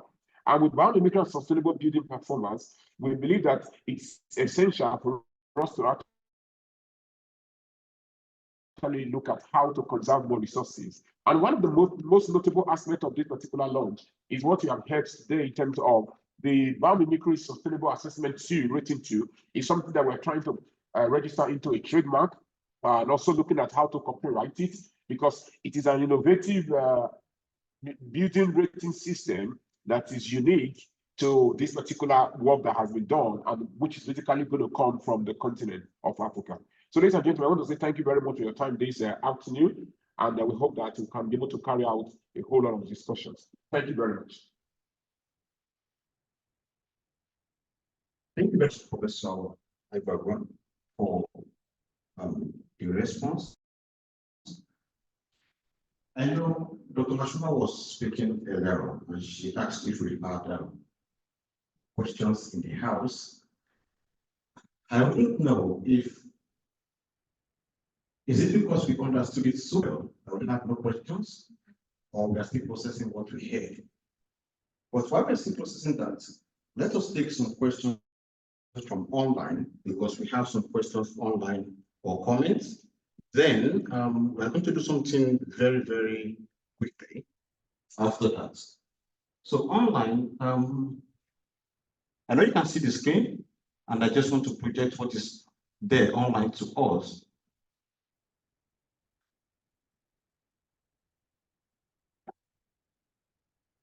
All right. I believe you can all see the screen right now. Awesome. So, from what we have online, there's a comment here which says, "Hello, Dr. and thank you for the smooth presentation. My name is Tunde, and I'm conducting a PhD research on decarbonization.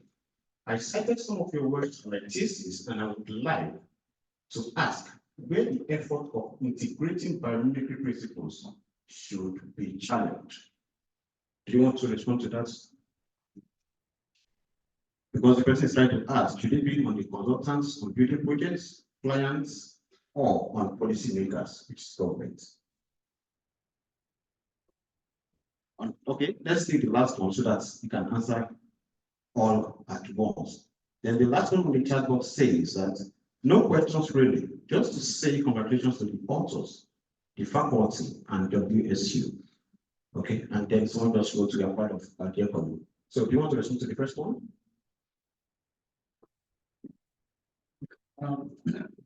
In terms of where to channel the effort, it's not supposed to be isolated. It's a 3P concept: people, the planet, and prosperity, talking about an all-encompassing thing. So whether it's the stakeholders or whatever, actually one of the issues that we have found in the past is that most of these efforts are channeled to certain set of people, whereby others are disregarded. For example, like what Prof was saying, you just see people come into a site without any regard for the host community and start doing their stuff. Yes, they've gotten the contract or the tender. Yes, they've gotten everything, but there's an element of the people which should be incorporated into everything. So in terms of decarbonization, I think I know what the person is talking about. It's what we're clamoring for is an all-encompassing thing.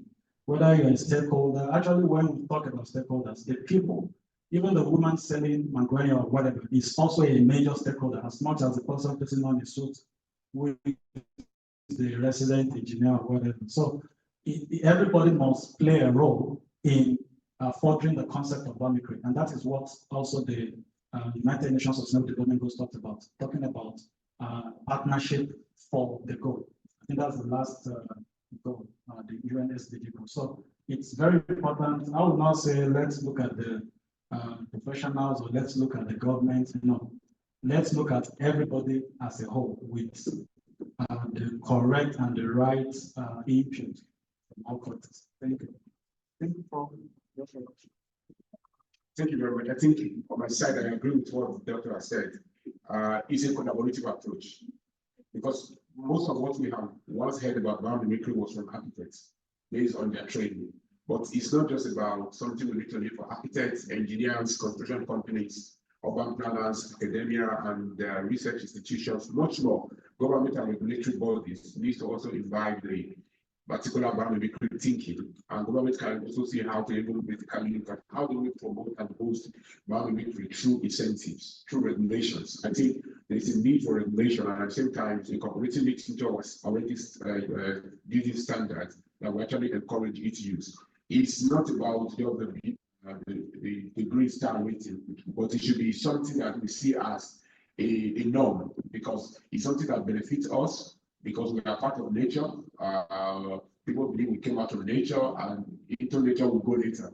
So it's something that is all part of us, that industry associations, investors and financial institutions, but much more, even material suppliers, to look at even material suppliers, to look at how we promote biomimetic materials, efficient materials that are environmental friendly, because we are like that because of profit and all that. There is really no thinking in terms of how to create an environmentally friendly material. But overall, you realize that some countries actually have what they call the sustainability advocates and NGOs.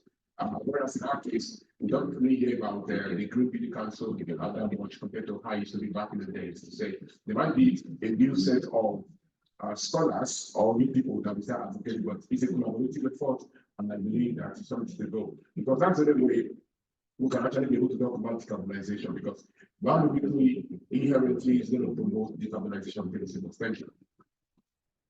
I think just to add to that, there's a term, I think it's called indigenous knowledge transfer also. I just want to reiterate that this thing is collaborative. I just want to reiterate that because, for example, I'll just give an example. While growing up, I used to visit my grandparents' paternal side, and from where I came from, there's mosquitoes. But on our way from town, she's gonna bring some leaves, put the leaves in the house, and there won't be mosquito. That's what we grew up to know about. Also, I remember a time my grandpa was coughing, and he said I should go and burn. It's called kola nut. I should burn it to ashes. No matter how little the ashes is, I should bring it. He's a Christian. He's a hippie. It's not multi or whatever. So he did it after bringing the small charcoal-like thing. He grinded it, put original honey or honey. Sorry for my accent. Put it together and licked it, and there was no cough anymore. So even as I am now, I don't actually take all those cough syrup and stuff. I make sure I get original honey and lime, and then there's no cough. So all these things are indigenous. Yes, they might not know the botanical name, but these people know, especially the old people, which are residents in our community. So we need to reach out to them. We need to make them part of the whole system collaboratively, and then we can always find sustainable solutions to our problem. Thank you. Another purpose for Dr. I never knew Dr. Olu also has a degree in local herbs and how to bring it together. But from what he just said, it is clear where he got his passion for biomimicry from. Before we call on Professor Siabonga to give us message of support from WSU, when we started, we were told by Dr. Mashama that what we're having today is a collaborative effort between the University of Johannesburg and WSU. And from the University of Johannesburg, we have the SHSCRC, which is the Sustainable Human Settlement and Construction Research Center, houses 2 other research centers, the CIDB Center of Excellence and the NRF chair. On WSU side, I would have loved to tell you a whole lot about WSU. However, I think WSU came prepared with a video and a story to tell you about WSU. Please give me a minute as I share what I have been told I must share to you, because you need to know more about WSU. And I know for some of us who will be thinking, what else can I know about WSU? Now I'm being tempted to say that after sharing the video, I will ask you if you have learned something new, which I believe you are going to learn. All right, can we see it? Absolutely. In conclusion, mission, purpose statement. The vision is to be an impactful Aghimien and University. Through its core business, WSU respond to societal needs in ethical, scholarly, sustainable, and entrepreneurial ways, and delivers future-leading livelihoods. In pursuit of excellence by producing relevant, innovative, and impactful research, championing sustainable and just development, and graduating versatile individuals. The university has approximately 15,000 students and 1,800 employees that study and work across 4 campuses. In Lerato, Butterworth, Buffalo City, and Aghimien. The university is uniquely positioned for impact by its location and its character as a comprehensive university. WSU is strategically located to respond to local and national development needs in its research, teaching and learning, and community engagement. In pursuit of excellence, Sisulu University has realigned itself to improve quality and operational efficiency by rationalizing and consolidating its academic offering to 7 faculties, namely Faculty of Medicine and Health Sciences, Faculty of Natural Sciences, Faculty of Law, Humanities and Social Sciences, Faculty of Management and Public Administration Sciences, Faculty of Economics and Financial Sciences, Faculty of Education, Faculty of Engineering, Built Environment and Information Technology. With the realigned academic structure, the university will realize its objectives, consolidate academic talent for enhanced quality of teaching and learning, reduce duplication and better program delivery, cost saving and maximization of cost efficiency, improved oversight and monitoring, enhanced academic student support. Sisulu University has traversed the journey anchored by relentless pursuit of excellence.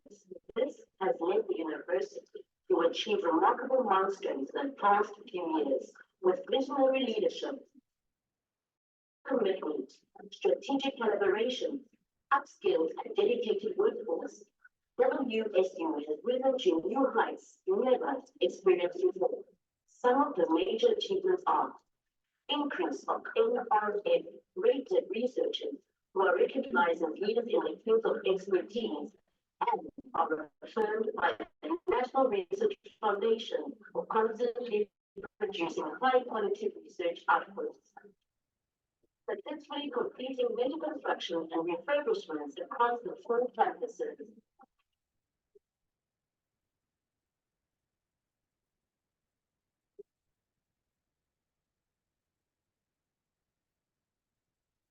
Curriculum supplements, advancement, and PhDs to ensure quality learning and teaching.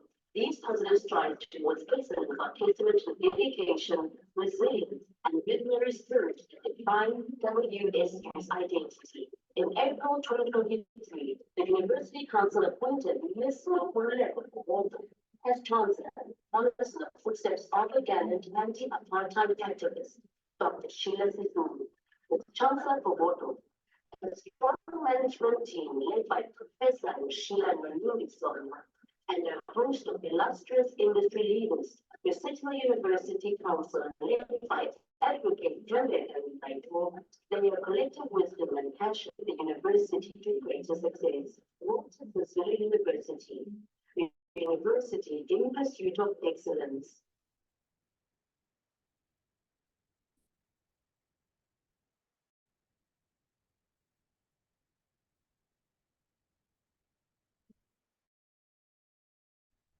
Thank you, colleagues. Thank you for the video. Colleagues online. Right now, we're going to call on our Senior Director of Research and Innovation, Prof. Siagule. Yes, it is online.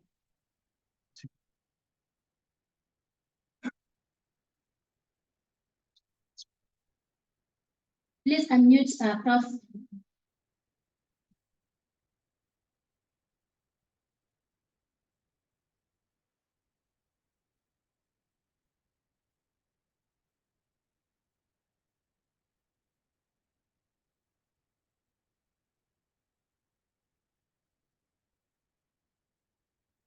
Prof, are you there?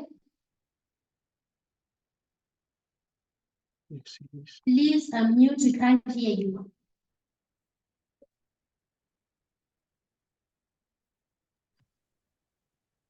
Can you hear me now? Yes, sir, we can hear you. Please proceed. Oh, thank you very much, Program Director. Good afternoon, colleagues. Let me first take this opportunity and extend a word of gratitude for being invited to be part and parcel of this book launch. I was first, quite, a little bit confused about the term biomimicry or biomimicry, so today I've learned a new word, biomimicry, which in my vocabulary has certainly grown, from this book launch. On behalf of Walter Sisulu University's Research and Innovation Directorate, we want to extend a word of, gratitude for being invited to form part and parcel of this program. The Faculty of Engineering, Built Environment and Information Technology, under the tutelage of Professor Twala. We thank you very much, Prof. Twala, for giving us an opportunity. It almost seems as though this book launch resonates with your Smart Cities presentation that you presented the other day, which is quite exciting. I think let me congratulate in particular the two scholars, Dr. Oguntona and Prof. Aigbavboa, if I'm pronouncing it correctly.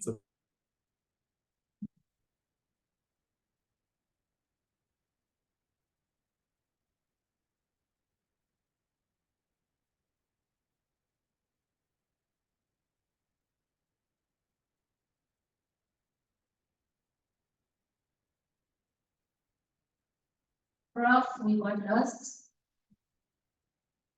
We can't hear you.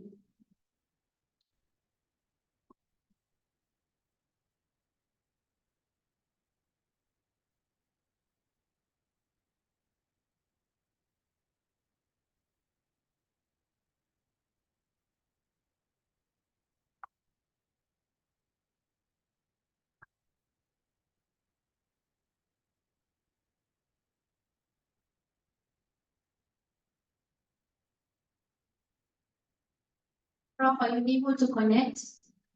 I think you just got lost.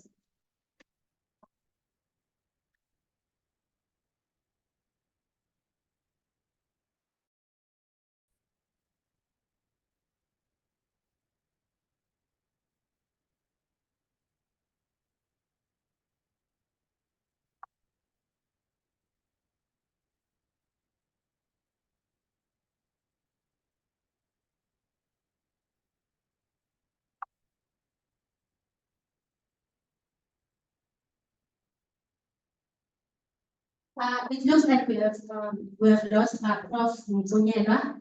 I'm sorry to pronounce your name wrong before. It's Professor Siyagonga Mzonyela. Prof, we are going to proceed. Maybe once we have good connection, back you will let us know. Thank you so much, Dr. Oguntona, for the book, and also Professor Clinton, which was an eye-opener. Yes, the word biomimicry and sustainability.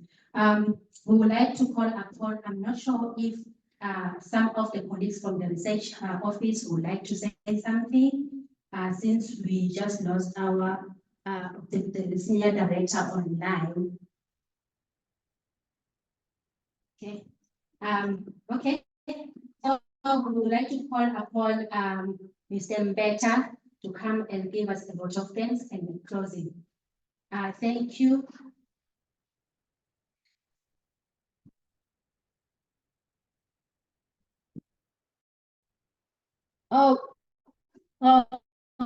Colleagues online, in the auditorium, we've got a colleague who has some few questions. I think we just can give him a few minutes to speak.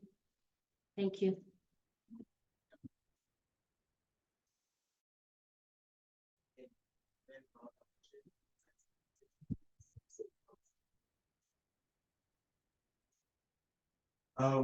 These questions may have been explained before and made clearly, and I was unaware of such. So addresses the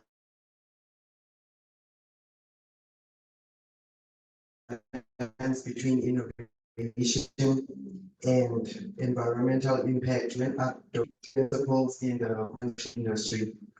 And also from the book on biomimicry in sustainable building to enhance our understanding and potential contributions to sustainable practices.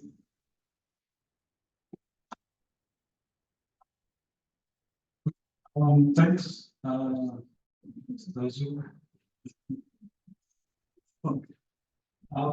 Your first question of sustainability psychology. And what I'm trying to explain there is that instinct inside you that when you're in a taxi, I'm just using a taxi because all trash inside it. You know those guys are going to feel, right? That's mentality preferred for everyone to have. And if you check our older parents, they have this mentality. Most of our parents back home, they've got gardens, for example, in their house. You know, it's like inbuilt, it's power. No matter the mansion you build for them, they have that thing inside them whereby vegetables must be planted and other stuff. So what we are trying to say here is that when you are having innovations or when you're trying to develop some kind of innovation, one thing that should be at the back of your mind is how sustainable is this? Prof mentioned something, for example, we are all craving for gadgets and digital stuff. And I think that was a conversation I checked in with Prof Mawai. You were listening at that time when also at UG, that with this thing of AI and technology and the likes, what's going to happen at the end of the day, at the end of the life cycle of this technology? Do you understand? How do we go about your battery after it has reached the lifespan of 15 years? Where do you put it? And that's why lately you see tires, for example, I'm just using tires. You see tires all over, and that has become an issue. That's why you see the police carrying it away so that people don't use it for protest. You understand? But I would say these technologies will not also put us in a mess that we're trying to get out of at the first instance. So for every innovation, something must be at the back of the innovator. And that is the sustainability aspect of it. And with Biomimicry, we say, okay, I want a mouse that is not as big as this. That probably it's a chip that I fix on my finger and I can move it around. Okay, you have solved the problem of size and all those stuff, right? But what is the health implication on me? That's one. Two, what is the material that is being used to make these things? I think in class I used to say it. We buy plastic before plastic was free when you go buy groceries. But because plastic is affecting the environment, the government in their wisdom put some price to it to say now you are paying for the plastic, probably to discourage people from using plastic. And at the end of the day, you can see the price of plastic now, I think it's R1 or something. It's increasing. So I was telling the students at the point that I went to shop and I see one mama. I'm sure the woman does not have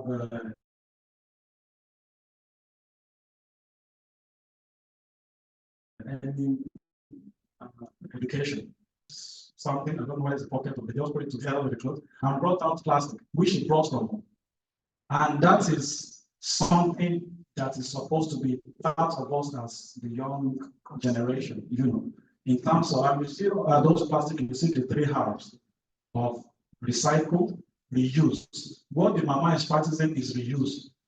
Do you understand? And what we are saying with Biomimicry is that this is something that should be part and parcel of us. Each time we are making any innovation, we should make sure that we have it at the back of our mind that how sustainable will this innovation be? in the next 50 years, what's going to happen? You understand? So those I think I'll answer that, right? Then the second question talks about this, and this is the part where we'll also clap for the integration of biomimicry into the syllabus.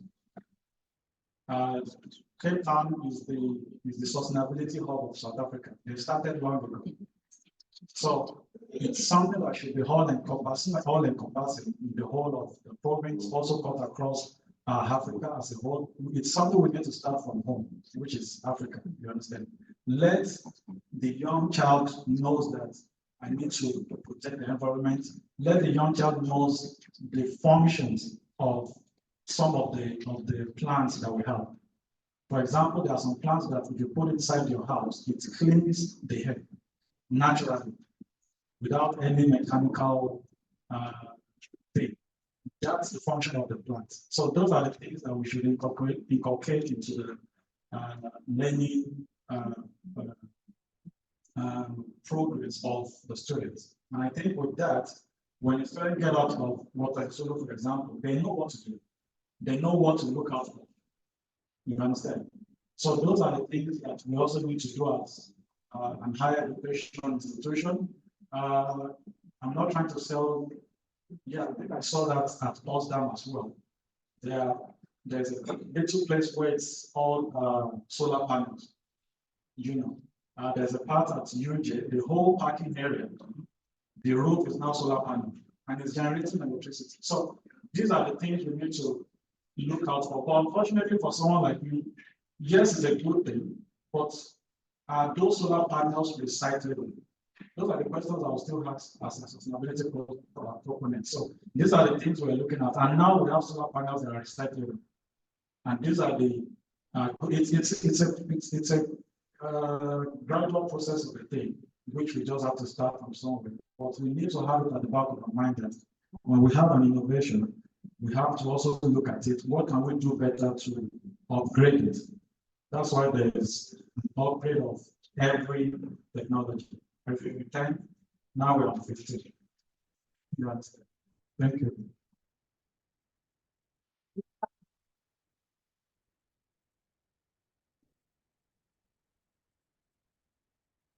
Thank you, Zuba, for the question. I would like to call on Mr. Peter to come and give us a vote of thanks and closing. Before we move to get our refreshment, we would like to gather in one place to take a group photo, and thereafter we can go and eat. Thank you.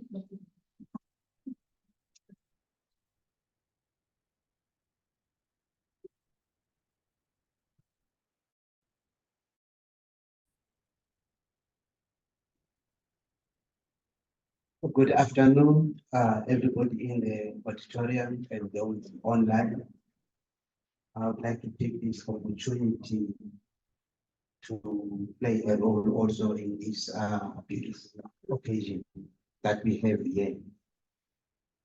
When I came here, I did not understand what this biomimicry is.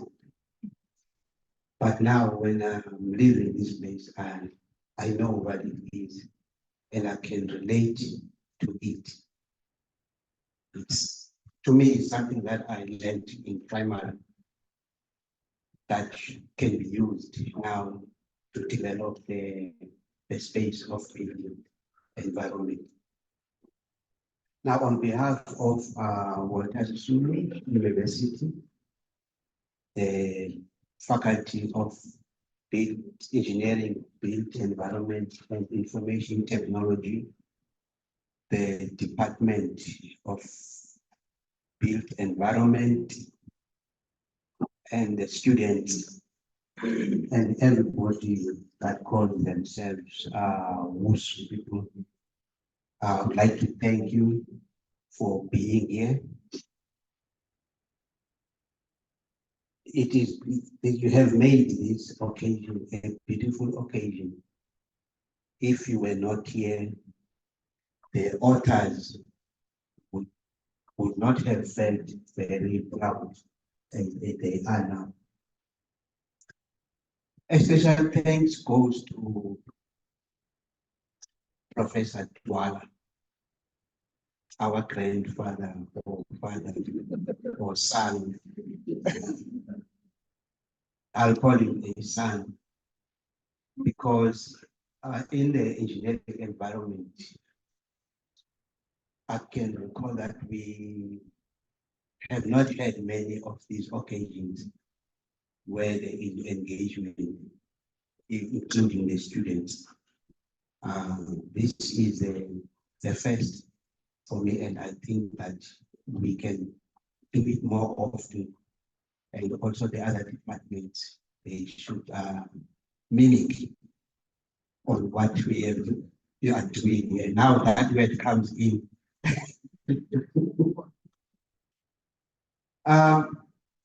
We are deeply grateful for your presence here in the auditorium, those online, for making this occasion for Professor Painting and Dr. Olusegun.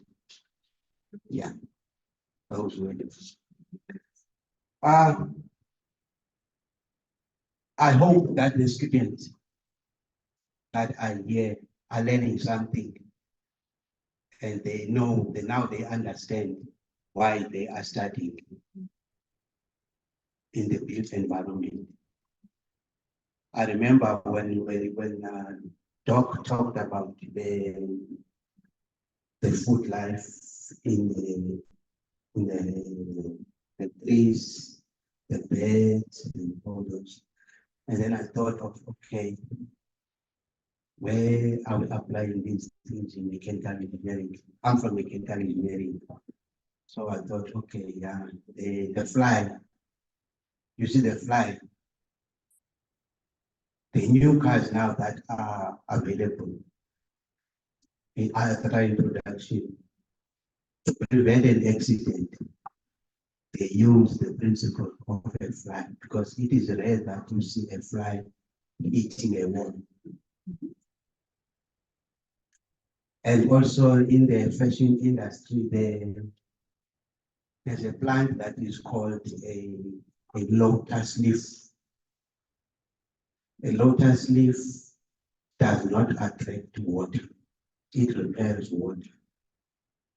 So in the fashion industry, they do make those clothes that we call them, in engineering, we call them hydrophobic.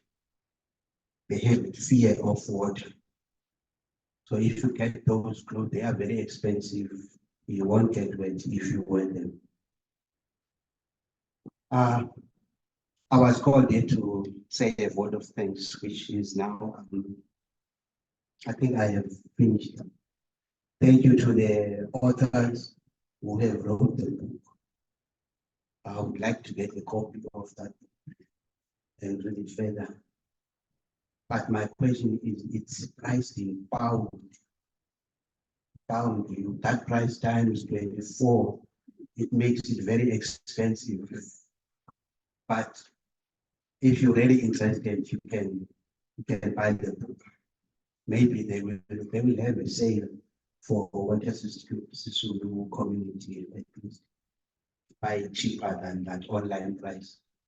Thank you very much, everybody. Those who are traveling, drive safely, get home. We want you to be back here again. Thank you very much.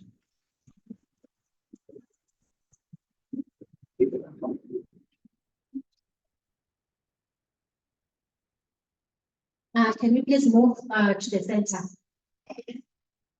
Yes, to the middle part.